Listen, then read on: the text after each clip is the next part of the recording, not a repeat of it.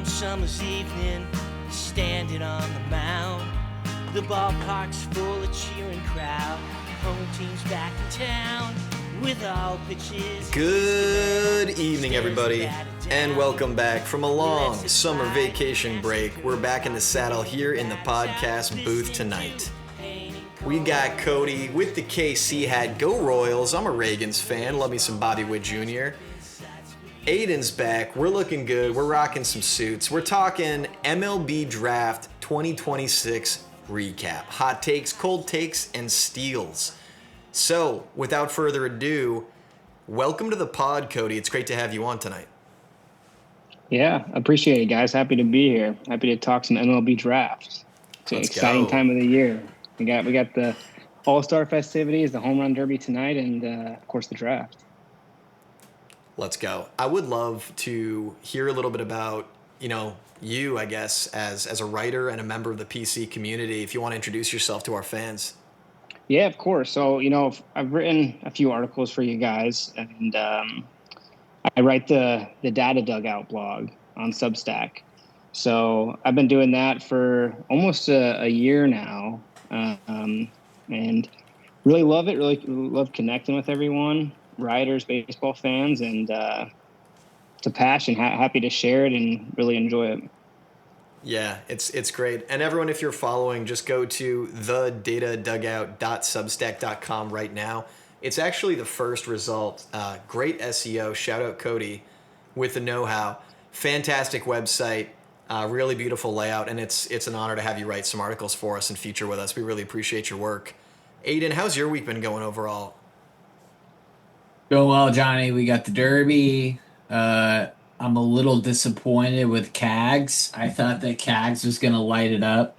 He hit some far, but a little pedestrian. And then Mooney only hit 9, so Jordan and Wilson hit 13 each. So we'll see how it plays out. But yeah, we got the draft just happened too, which obviously we're gonna cook a little more on. So no, it's good times.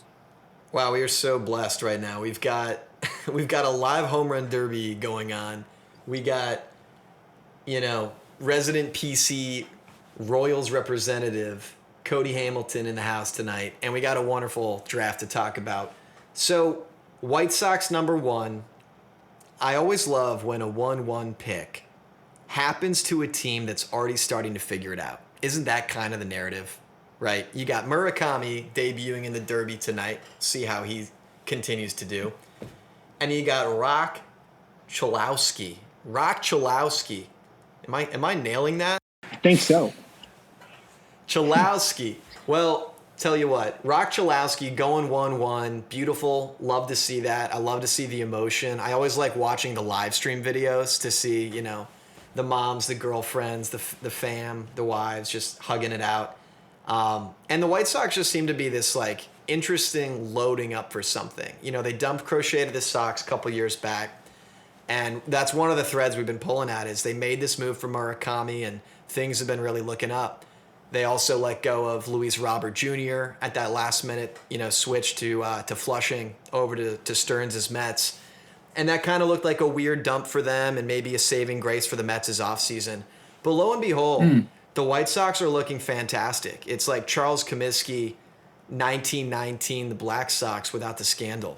What do you guys think? Is this Rock Chalowski move out of UCLA as big as I think it is? I think it's huge. For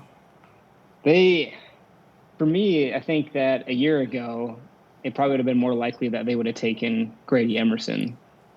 But yeah, I think that Chalowski is. Obviously, high school to college, much more ready to be in the MLB. So I think that what is Murakami's contract is it 2 or 3 years? So right. Yeah. So yeah, I don't know how fast they can track him, but if barring injuries and everything goes right, I think it's possible that he could be playing for the White Sox at the end of next year. Obviously they have Colson Montgomery, but I don't know. He's insanely talented. So I think it's there was some controversy behind the number 1 pick, So I think that with them being decent this year compared to the 100+ loss seasons that we've seen in the past few years, I think that factored into that pick a little bit for them. I want to shout out one of my close friends from Baton Rouge who is a huge White Sox fan. And when asked about why he became a huge White Sox fan all the way from Baton Rouge and not an Astros fan or something like that, he goes, because the merch was so cheap. And I think that's hilarious with those 100 loss seasons. The turnaround is crazy, rocking a 50 and 45 at a 526 winning percentage record. And it's, Colson, and you got the other Montgomery. Braden coming up through the ranks. Chase Meadroth looking like a Viking out there. And Murakami, I don't know what his deal exactly is. Is it like incentives and he can hop, kind of like the Tatsuya Imai deal the Stros gave out? Or is he locked in for 3 years? Mune? Yeah. Mune's 2 years. 2 years, 26, right?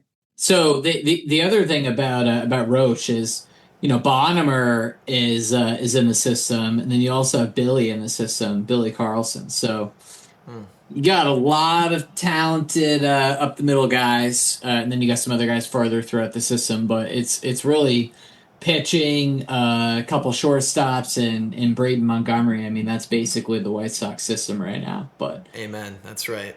Yeah.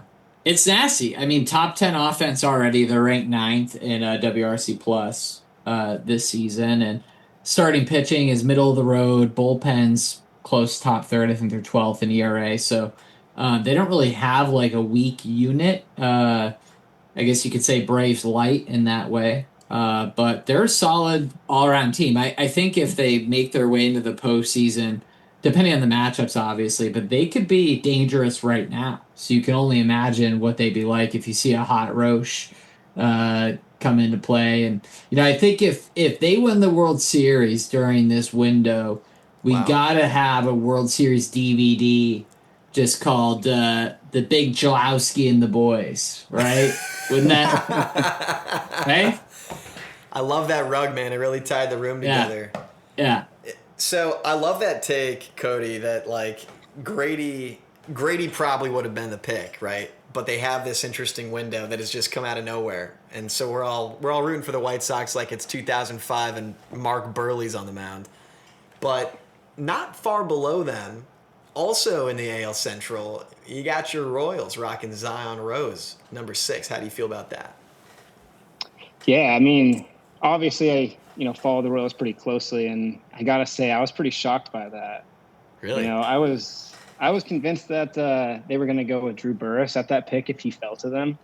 So when they got on the clock and it was not Drew Burress, I was pretty surprised. But I don't know. The Royals are in kind of a weird spot because obviously they had success in 2024, made it to the playoffs. Last year, they were above 500, but missed the playoffs. And this year they've had the worst record in the American League for a while now. So it's been an interesting spot for them. And traditionally in their first round picks, they've used those on high school pitching, and it hasn't worked out for them. And then went with Caglione in 24, and they've had that success. So I think, the college bat was always in play for that, but I think it was just being Zion Rose was a little surprising. Are you excited about Zion, or do you lament losing out on Drew Burress? And if so, why? I mean, I think there's so many, like if you look at those top 10 picks in the draft, I think at least 5 or 6 of them are like college outfielders, which is it doesn't really happen too often, I guess. But so I think there's so much talent, and it's almost hard to tell. I actually wasn't as high up on Drew Burress as other people were. So, I don't know. I really would have liked Derek Curiel to fall to the Royals, but he got picked right one pick before with the Pirates. Ooh, Curiel. I'm curious to know. You're a Curiel guy, Johnny. I'm a pretty big Curiel guy. Our swampy Baton Rouge native version of Luis Arias with a killer walk-up song I've seen many times. You wanted Curiel. What bat to ball skills got you there? Of course. Yeah, I think, He's nasty. especially, yeah, I mean, of course, everyone, like as a college baseball fan, I always cheer for LSU too. So Let's go. I love watching LSU. Yeah, I mean, and yeah, I think, a Royal outfielder is just a perfect kind of bat to ball. There's not too many power guys they usually have. I think it just kind of fits the mold. Yeah, Crioll's got that bat to ball for real. The power was the big question mark. I wrote a piece at the start of the season about how he had been putting on weight, right? Moving to center field for a more premium position. And it seems that the Pirates responded with the fifth pick in the draft. I wonder if it was one of those LSU things we've seen before where Burrows gets drafted by the Bengals and does some whispering where he's like, I need Jamar Chase to get drafted or else. I wonder if it was like a Paul Skeens thing where, though not concurrently enrolled, goes, hey, go get this Curiel guy no matter what. I wonder if there's something going on there. Yeah, I mean, who knows? I mean, the last 4 first rounders for the Pirates have now been it's Skeens, Conor Griffin, Seth Hernandez, and now from Curiel. Corona High. Yeah. Yeah, so I don't know. I mean, they may be onto something. I tell you what I'm buying. Good. I'm buying Pirates. Yeah. I'm buying Pirates and White Sox, baby. It's revenge of There you go. the center of America. It is revenge of the Rust Belt. White Sox. We are going for it. Pirates. We are all in. World Series? Question mark. I'm buying. So I think the other narrative to touch on, and I want to get Aidan's take on some of this stuff, is how what Cody already mentioned with a lack of pitching, right? It was a focus on bats. It was a focus on outfielders in the draft. The only team that actually took a pitcher, I think, in the top 15 was the Giants. Giants went for Jackson Flora at a UC Santa Barbara, close to UC Santa Cruz. Holler out to the Banana Slugs. But he was the lone pitcher drafted inside the top 10 picks and top 15. Yeah, 17 of the first 20 picks were hitters. Does that reflect the Tommy John era we're in and something we've covered on the pod before, that we're moving away from the pitcher? Yeah, it is interesting. I mean, you certainly saw a lot of, college bats go. And I mean, with the Giants, I'd love to give them credit for, grabbing a college arm, but frankly, most of what they've done in the last year and a half has been messy and generally hasn't really worked out. So I'm curious to see if it ends up being a green flag that Buster Posey bought on Jackson Flora, or if that's more of a yellow-red flag. So curious to see where that goes. I mean, California kid, big fastball, 65 grade fastball. He's got the slider. I feel like if the command's not there, he can always be a high leverage reliever candidate, Yeah, I think because that's true. he does throw hard and he's got that bite on the slider. He's also a big kid. He's 6'5", over 200 pounds. So, and he actually pitched with Tyler Bremner in 25. So, in UC Santa Barbara. But yeah, I think talented kid, hitter heavy draft for sure. I think the Giants can use a little bit of everything, but I don't necessarily think it's a bad pick. So. Yep, I think that's true. I'm gonna make a hot take real quick that I think Tarek Skubal has taken a huge step back after his little bone particle surgery, which was miraculous. The Skubal scope, that's cool, right? The new Tommy John. However, I think he's taken a big step back. I think the Dodgers are gonna snag him, and they're gonna do their little magic that they do with Tanner Scott in the bullpen and Tyler Glasnow and Blake Snell, where they cubby them away until when it matters for a few outs in the World Series or a big game. And pitching, the idea of the workhorse is dead. I think we are moving into an era of it's going to be offense. It seems that the ball is traveling more this year. I'm just been noticing, home run totals are very large this year before the All-Star break, larger than they have been in a while. RBIs and homers are cheaper to come by. Is this an MLB pivot? I know we've talked before about the juiced ball in 2019. That's no conspiracy. That's just public knowledge. Are we kind of seeing the game NBAify? Getting more into the proverbial slam dunk and frequent offense, shifting away from the traditional Bob Gibson workhorse pitcher. Do you have any thoughts on that, Cody? Yeah, I mean, I think you're on the right thinking path. I think that's a valid thought, and I think it's also a beneficiary of the, strikeout or bust approach as well. Obviously, like strikeout, historically strikeout pitchers are going to throw more pitches, right?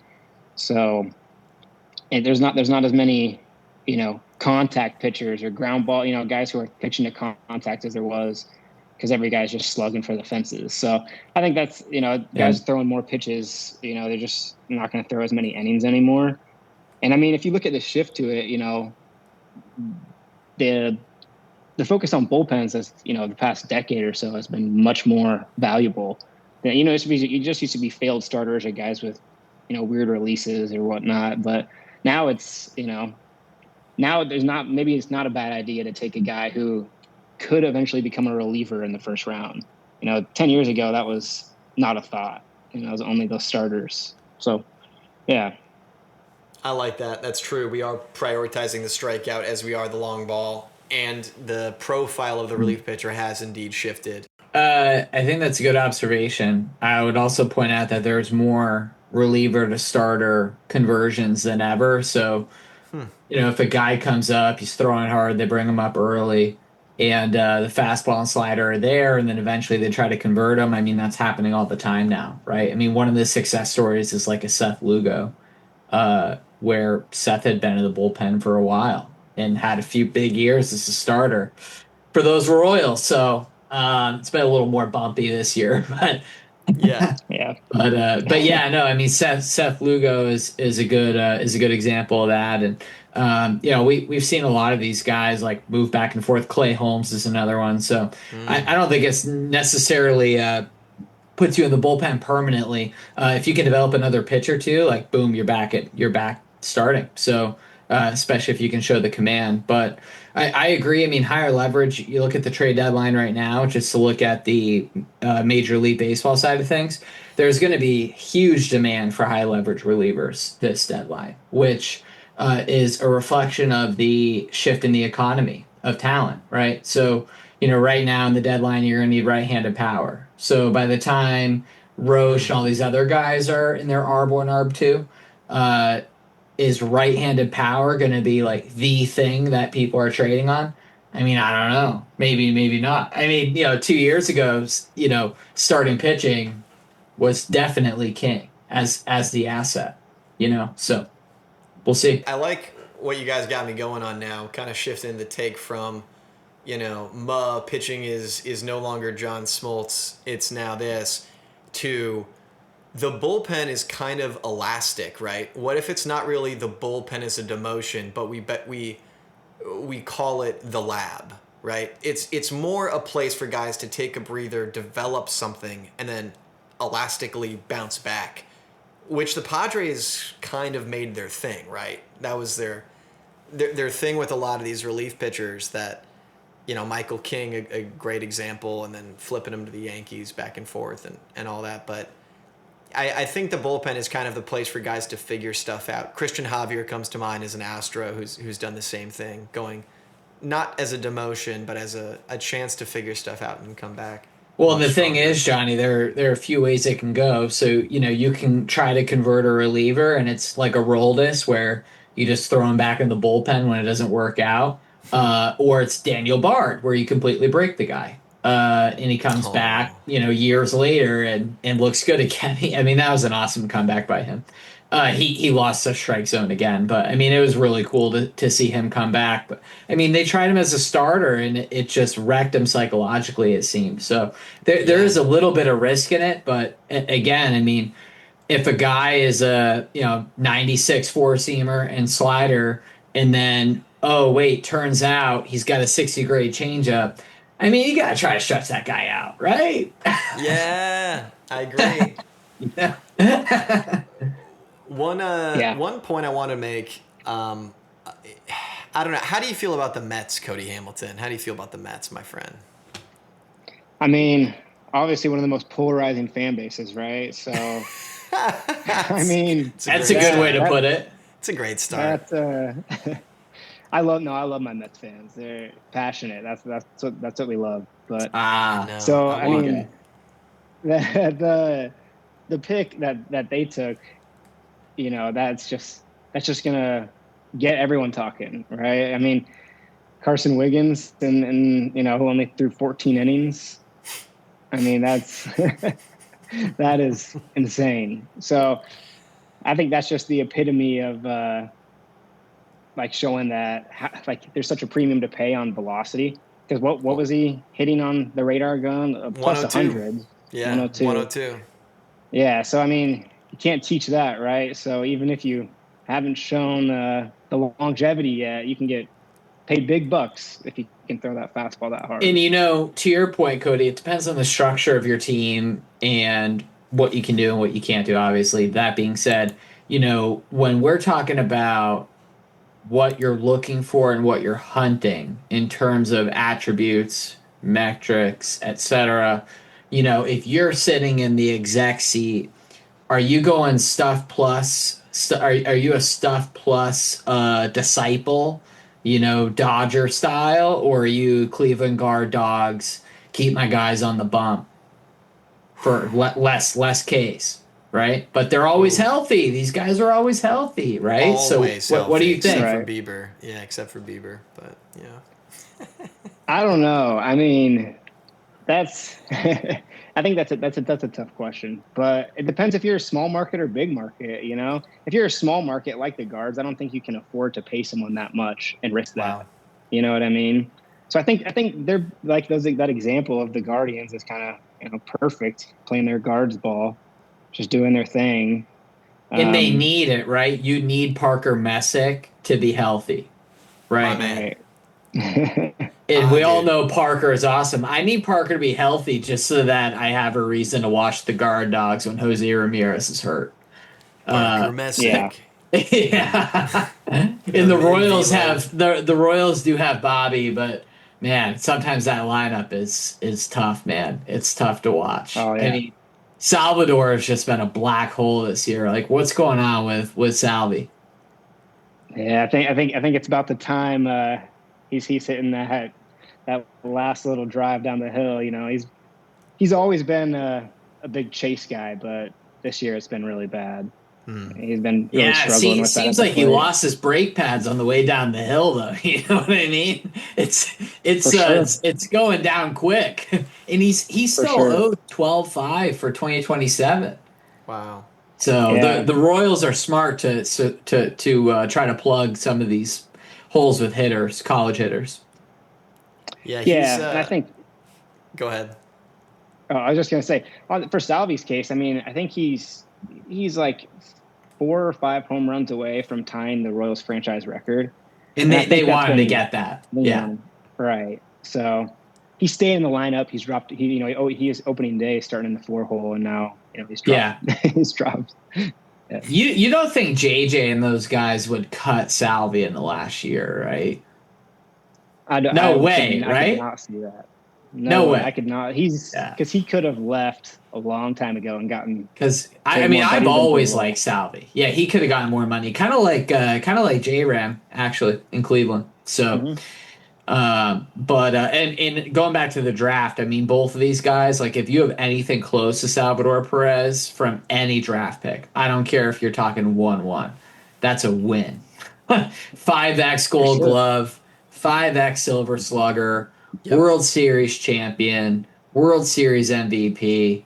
I mean, if Rochelowski does all that, I'll be impressed. Yeah, that's a heck of a career. For sure. Yeah. So let me ask you something. Who bombed the draft? Who do you feel like just missed? I was going to say the Mets bombed it until they made up for it very well Ooh. with my favorite, my 1-1, the one, the only, Aidan Robbins out of the University of Texas. I thought that was just a marvelous save. Kind of a Drew Gilbert-esque, who they also got in their system, character coming out of Texas. Center field had some nice moves, kind of got moved around a little bit for some defensive miscues, but boy, is that bat electrifying. Johnny had him 1-1 and he went 92. I digress. Cody, what are your thoughts? Who was the biggest bummer? I don't know. It's still hard to tell. It's all just it's hard to tell so early. But there was a few interesting picks. I think the Red Sox had an interesting draft. They took Jake Schaffner, in the first round, and he was the first North Carolina player they took. And MLB had him like in the 70 to 80 rank range, and they took him 20th. And then they took another North Carolina player. Who was the other one they took? Yes, Owen Hall. Yeah. And he was ranked ahead of him. So I thought that was just interesting. And I don't know. They had the Red Sox have been making pretty weird moves in their front office the past few years. So for sure, I guess maybe we shouldn't be surprised, but I thought their draft was a little odd. Yeah, the other thing is, when you go back, they've really, in the last couple of years, leaned hard into college bats, college arms. First and second picks in 2024, Braden Montgomery, Peyton Tolley, both college kids. 2025, their top 8, 9, 10, 11 picks were college, and then the next guy's junior college. So, they've been investing heavily in college players, and some of it's worked out for sure. And I don't know if maybe they're trying to continue that trend because you have guys like Marcelo Mayer who, you're pulling out of high school, and maybe they don't really believe in their development system, right? Does that say something to you when you're drafting 10 or 11 college guys in a row that maybe you don't feel like you can develop 18-year-old kids? It's either that or they think they're going to be contributors within the next year or two, right? I think that's the two obvious things, but the question is contributing what, right? Because, and I'm not trying to hammer it, but Meyer, can't hit a sac fly, with one out, corners. Can't do it. And, first round draft pick, can't hit a sac fly. That's not going to work. So, and Roman's hurt, and I think Roman will be good. But yeah, I don't know. The last few big picks that they've made, I just don't really feel like they've worked out. Probably the one that's been the best is Tolley, right? Tolley seems to be the man to me. I love his vibe too. Yeah, he's got a good vibe. Yeah, everyone loves him. Was he LSU? He's great with the media. I'm not sure. Was Tolley LSU? Let's check. TCU. Yeah, that makes sense. He was a Horned Frog. I really like, Cody, your article, the one you did on regrading the offseason deals. I think that's a really cool piece. And, talking about the Red Sox, one of Aidan's favorite things to play as GM is kind of like his point with the Guardians, right? Is getting pitchers that can eat innings for not a lot of money. And I do like that. 5 years, 130 is kind of a lot of money, but it's not that much money. It's not bad. And the Red Sox getting Ranger Suarez and you grading that as a B+, I think that tracks. Now, I know he got a little injury scrape recently in his last start. So we'll see what shakes out there, but I think that's a really good point. Like the Sox having Tolley and Suarez, whenever Crochet gets back, who knows? There's something there, right? You got this big youth movement that all came up last year. Roman's hurt. We're kind of TBD on that.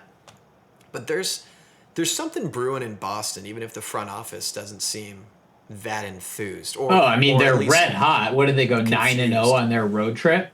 Absolutely. That's crazy. Yeah. You know how many times teams go 9-0 on a road trip? Correct me if I'm wrong, but I think it was 9-0. But that's insane. And they were down in the ninth inning, and Devin Williams blew the game, and they won it anyway. It's just It's crazy, like they could have ended the game, I believe, on a routine ball error, and then they just made him pay for it. I mean, they're just red hot right now, and Yeah.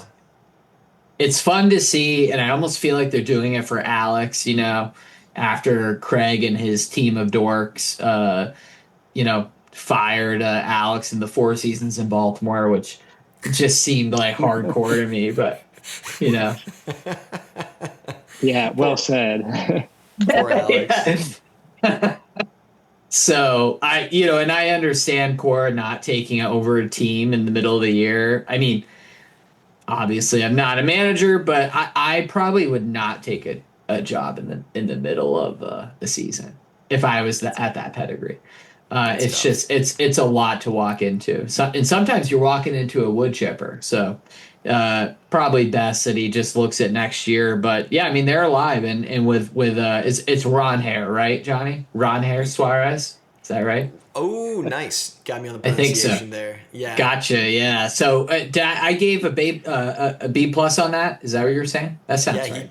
he graded him a B plus on that. I give him B plus because 26 million for what he's done over the body of work. The 126 ERA plus, 26 million a year for 126 ERA plus. Pretty solid.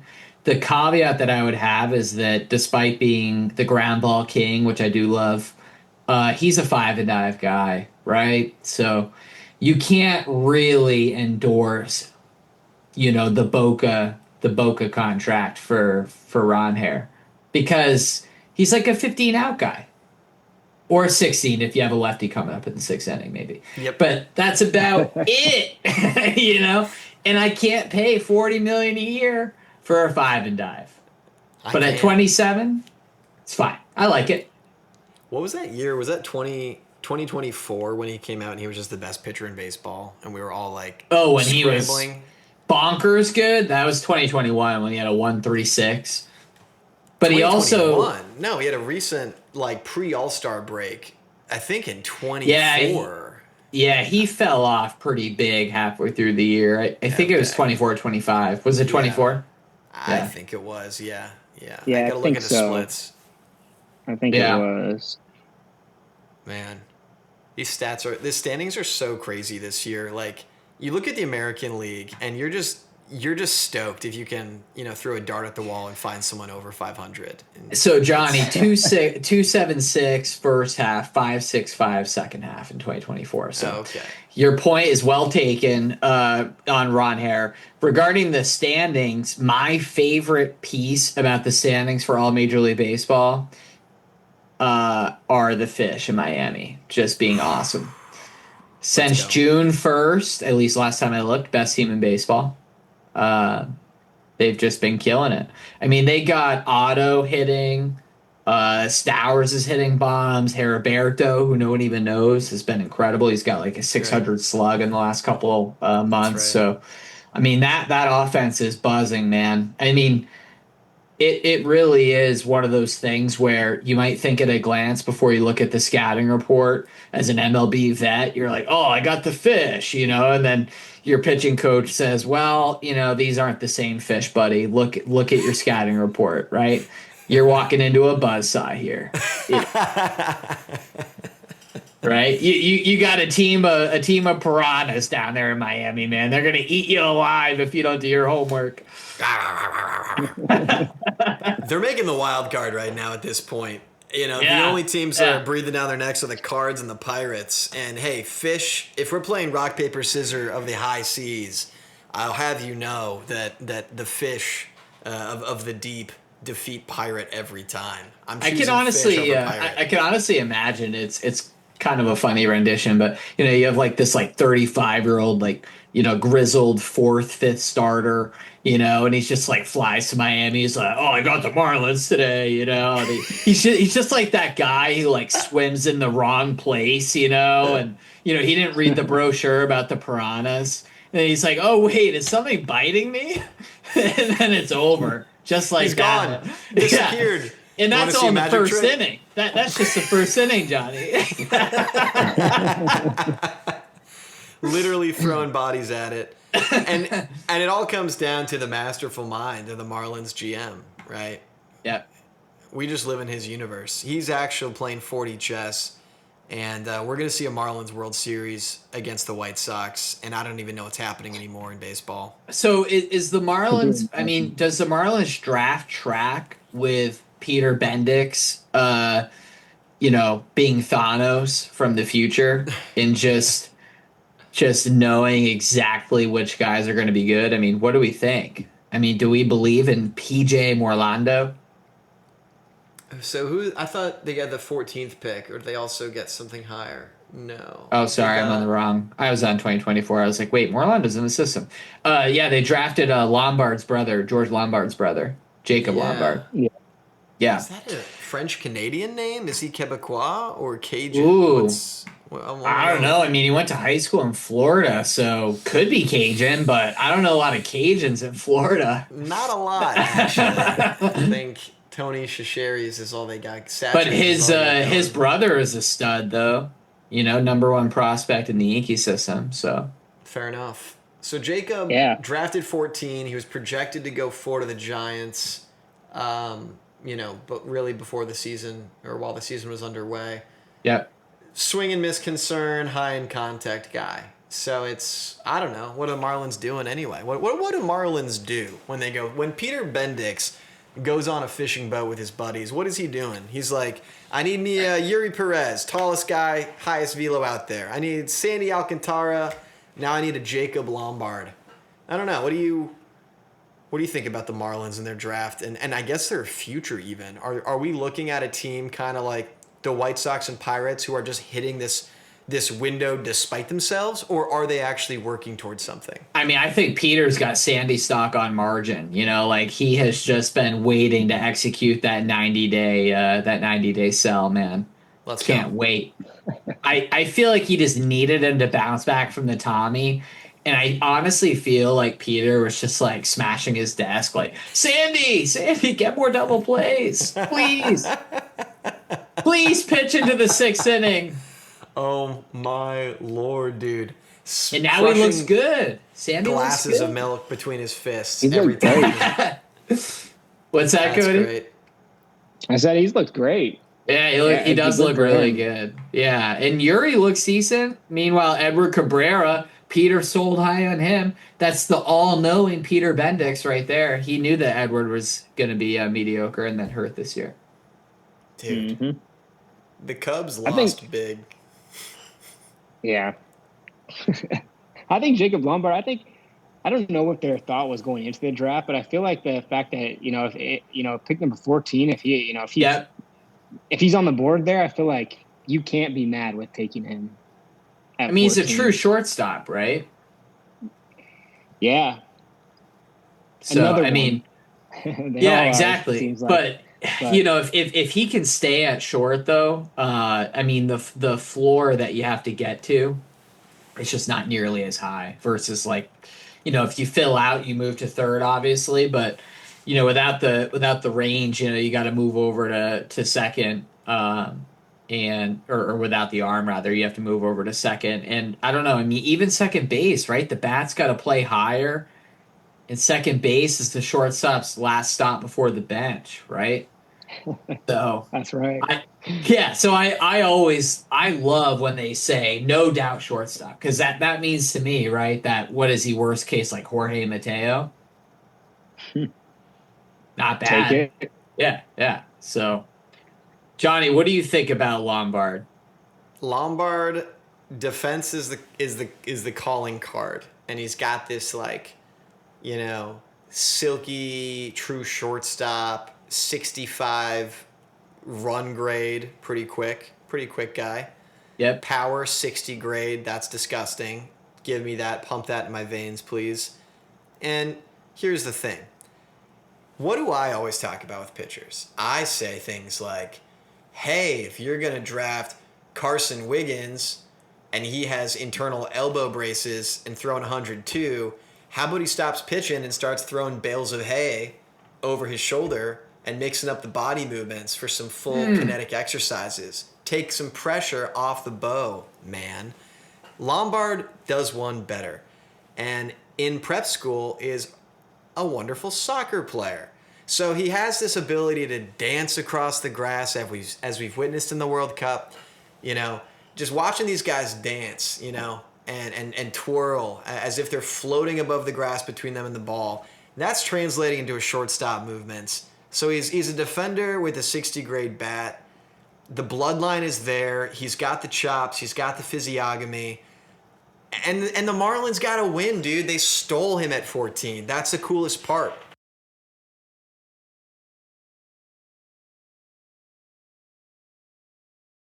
Number 4, and you're getting him at 14. It's like, come on, Peter Bendix rules the world, and we're just in it.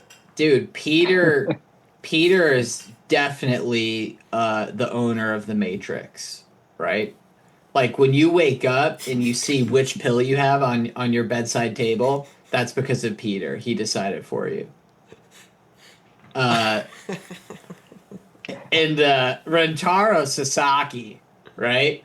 That's my favorite Peter pick. Go on. And that's a Peter pick. He had a pretty good year at Stanford, good enough to go to the draft, hits bombs. I mean, obviously you have some of what Cody and I were talking about, which is like, where does he go if he ends up not being able to play first? Or what if he's blocked at first? You know, you run into that issue with guys like Sasaki who can't really play other positions. Because, I mean, I don't know if you've seen Rentaro Sasaki, but I'm not sure that guy's playing in the outfield anytime soon. Man, and where can you stick him? At DH. So, I mean, Cody, do you think that kid's playing right field anytime soon? Well, considering it says he weighs 270 pounds, I'm not thinking so. Yeah, it might be tough. Yeah. But that's my favorite pick. I like that kid a lot. I thought it was interesting when he chose to go to Stanford instead of the MPB. So, I mean, more or less a successful season at Stanford. But, I mean, I don't know. I probably would have gone back to Stanford if I knew I was getting drafted in the 8th round. Now that is the other topic of conversation, is the second draft, if you will, when guys, they get drafted, but they can go, I'm good. The NIL is looking like it's going to give me $1 million through the portal. This draft merely pointed out my value to other college teams. We live in a weird world, right? We got AI, we got NIL, we got guys making maybe more money than they'll ever make in the major leagues or minor league systems, for that matter, by just playing in college. It's a weird world. I don't know. Do y'all see anybody just, I don't know, dipping out of the majors, or at large the majors being less of an incentive, too much of a gamble for someone, when, like, you know, $2 million in the NIL is better than, you know, one in the bush? I think you have to look at the bonus slots. So, you know, like in the top of the first round, I mean, what was I think Roche's slot is like his slot's like 11 million. So, I mean, if you're gonna go like in the top 10, I think it's still worth it for sure. Yeah, true. But if you're talking about 8th round, I mean, I don't have the bonus right in front of me, but it's got to be less than 100K, right? I wonder what Aidan Robbins made, because he was like 91st or 2nd or something. 92nd, I think. Yeah. Yeah. Okay. Bonus. I just want to see what a 92nd guy gets, because he's someone I'm interested in. Oh, the slot value for his pick was 859,000. That's pretty solid. I mean, maybe the 8th round is higher, but I mean, Sasaki also like has some celebrity, being like the Japanese, you know, famous prospect comes over, right? Like he's got endorsements and things, right? He's got some riz. So I don't know. He's like a baby Moone, you know? Yeah. We're all falling in love with those Japanese players that come over and excel too. You know, it's so fun to watch. Who's your favorite Japanese player? Who of all time? I think I have to pick Darvish. Whoa. You? Yeah. Man, the Spin Master. Yeah, it's just you never know what you're gonna get. Those stories about how he, like pick for the outing if he's what 5 pitches he's gonna have in the rotation out Yep. of the 12. I just love that. A Yeah. classic. No, it's How about true. you? For me, I have to go with Ichi. Suzuki's just so Yeah. nasty. I saw that it pulled up his like his hot zones one time, and his cold zone was 286. You know, Yeah. and that's crazy. Obviously, the league did hit 270 at the time, whereas the league's hitting like 230 now. But Wow. I mean, that's crazy, man. Your cold zone's 286. Yeah. That's No ridiculous. kidding. You come in and what did he hit, like 356 or something like that his rookie His year? rookie It, like year. 262 Yeah. hits, breaking Sizzler's record there. Like, I mean, that's incredible, man. You're Yeah. adjusting to the country, you're adjusting to the language, the food, all of it. You come in and you rope 262 hits. I think that's right. Um, The food adjustments, what's got you, eh? The higher salt diet over here, more oh flavor. yeah, oh yeah. Well, I don't know, different kind of flavor.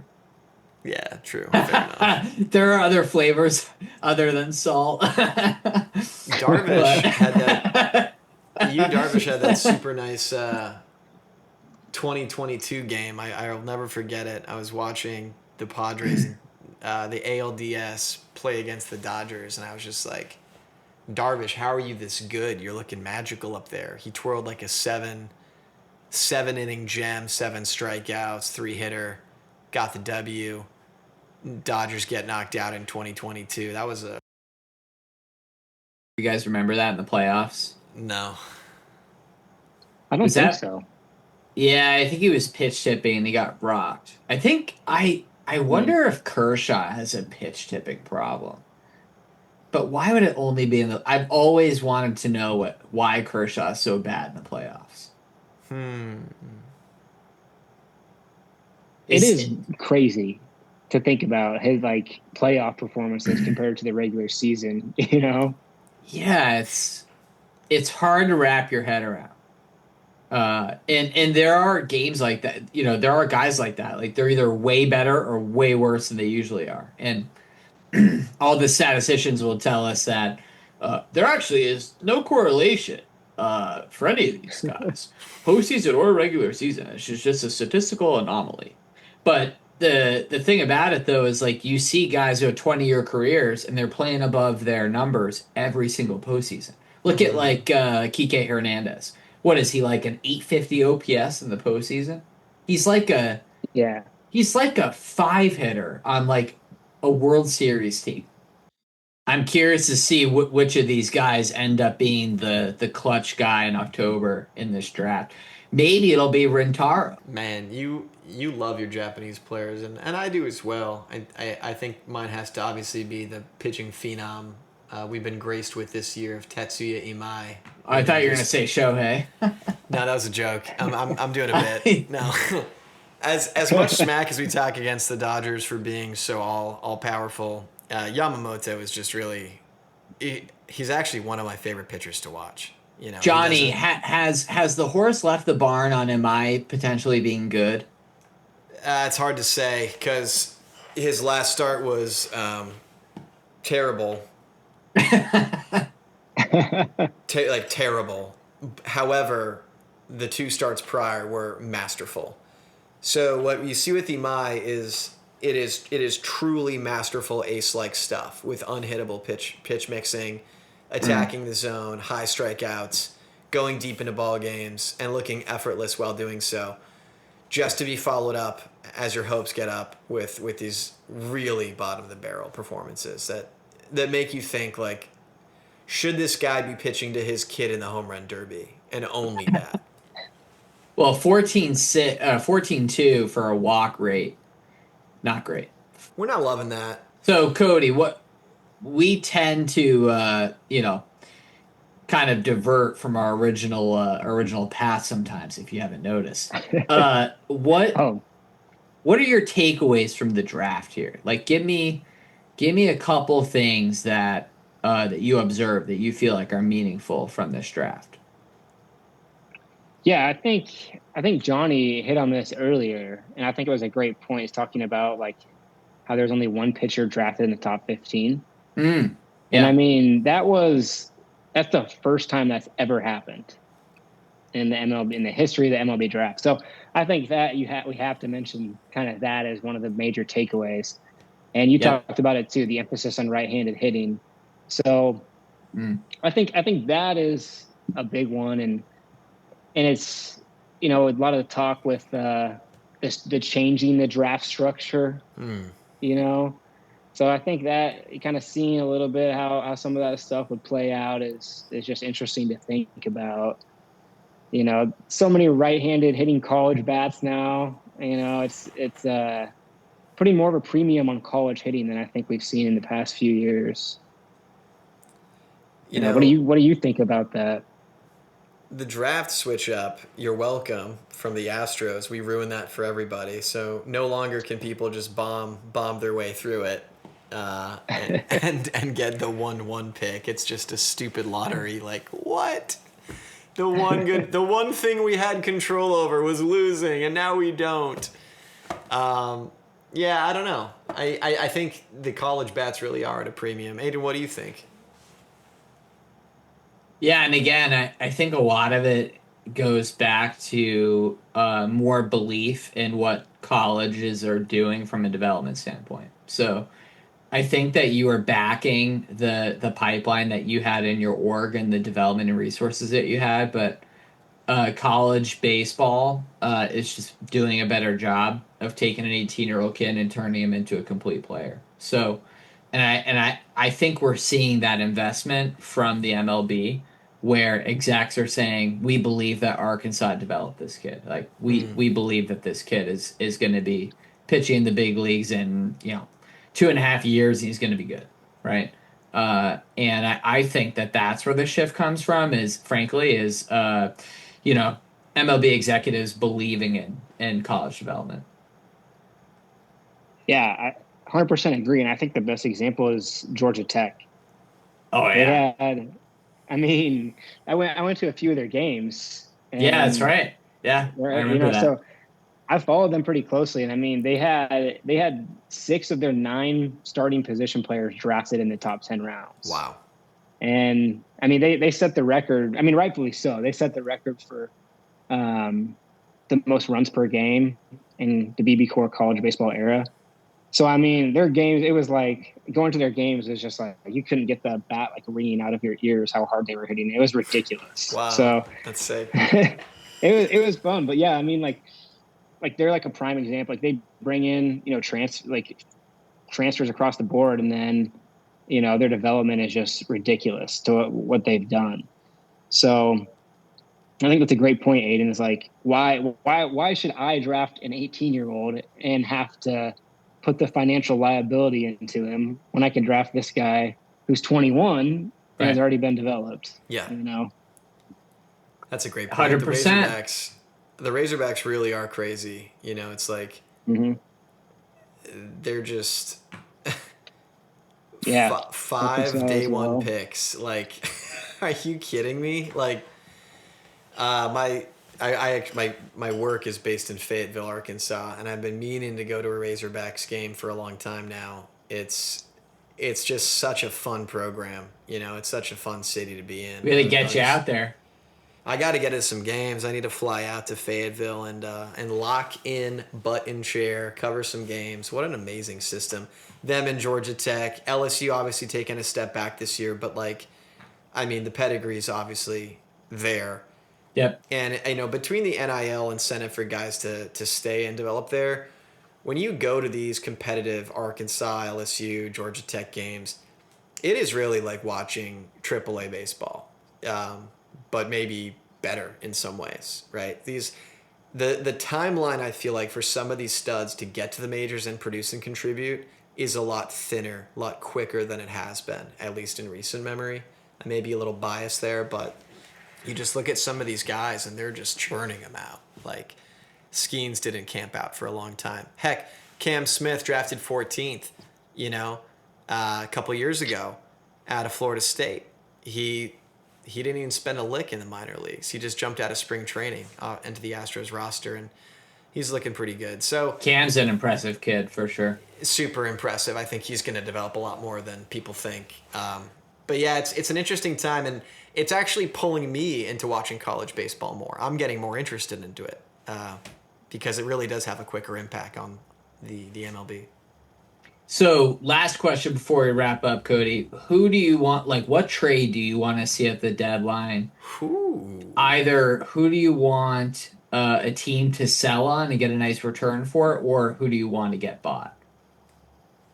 Oh, wow. That is a great question. I mean, I think for how the superstar headline, I mean, I really want to see Detroit just get an absolute haul for Tarek Skubal. I think that's just that. And it's almost like a boring pick, but just because, I think he could have such an impact, and almost like, people are kind of, like you said, he hasn't had the impact, after that little injury, and I think he's still, top 5 pitcher in the MLB. Where do you think he's going? Probably the Dodgers. I mean, that's what You everyone think so? says. You think so? What's stopping him? What do you think, Aidan? Do you think he's going to be traded, or do you think it's going to be the Dodgers? Traded, definitely. I don't really know why Scott Harris would hold on to him when you're trading 2 months of a guy. Your season's pretty much over. So yeah, I think you gotta trade him. I could see him go into a central team on the national side, like Brewers. I could also see the Brewers. Wow. Yeah, I mean, I could also see the Brewers like buying low on like Freddie. Just like getting him back for a couple months. I could see that. That'd be awesome. I would love to see that. Wow, you would? That'd be awesome. Yeah, I think it would. And then just like, I mean, he's definitely getting traded, right? Freddie's gone, right? To. Yeah, he's got to be gone. He has to. Yeah. That Johnny. That just brought the biggest smile to my face. Sorry, I'm just basking in that take.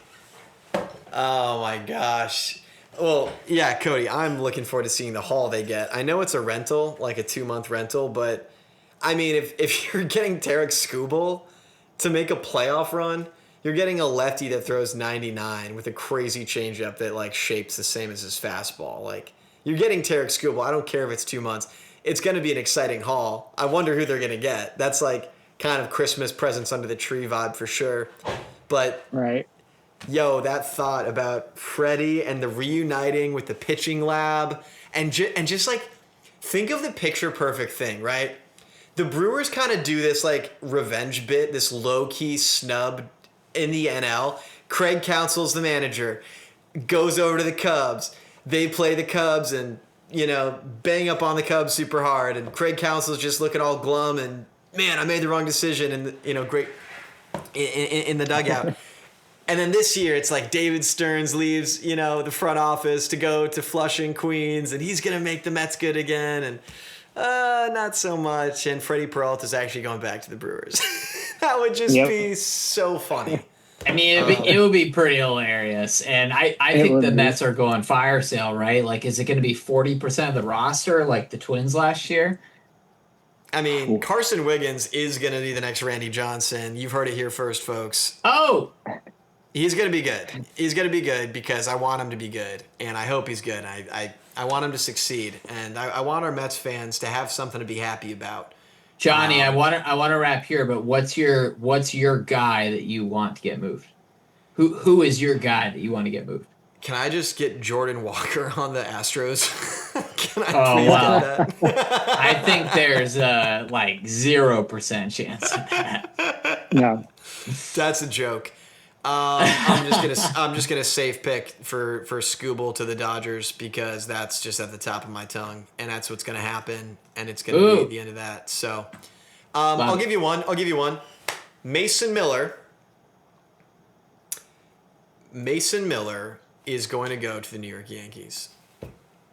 You think AJ's gonna sell? I think the Padres are 12 and a half games back. They are breathing down the necks of the wild card by 3.5 games behind the Diamondbacks, the Pirates, the Cardinals, the Marlins, the Phillies, the Cubs, and you're going to get something for Mason Miller. And it's That's a long line, man. That's a long line. That's what I'm saying, man. And it's like, you got to play this game of, you're selling Mason Miller. He's got a ton, the most value he's ever going to have in his career. You're going to sell him to a playoff contender, which all but guarantees you real motion in the Fall Classic. If you can get there, he helps you get there. That's a haul that I would like to see come back to AJ Preller. Just one more time, Cody, I did want to give you some space just to plug your stuff, your socials. Yeah, absolutely. Thanks for having me on, guys. I mean, like I mentioned earlier, I write, all my articles are posted on the dugout.com and substack.com. So you can find me on there.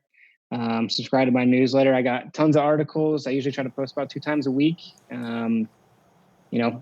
Anything you can think of, I'm pretty much covering in the baseball world, or at least try to. So come read. We got a great community of readers, and we love it. So I appreciate you guys for having me on again. Thanks for being here, Cody. We appreciate it. It's been a pleasure. Awesome. It's been a pleasure. I'd like to get you on again. You're welcome anytime you want to come on by. It'd be great to talk and yuck some ball, especially talk some Royals, talk some playoffs as things start to heat up a little bit after the dog days of August. We'll see. Of course. Stay tuned. We'll be looking forward to some more articles of yours coming out on thedatadugout.substack.com, as well as painting-corners.com, where you can follow us for all of our hot takes every week from writers just like Cody. Could be you as well. So thanks for coming on down to the Painting Corners Baseball Podcast. Cody, John, and Aidan, signing off. Painting Corners, a baseball podcast with insights for you. Listening to Painting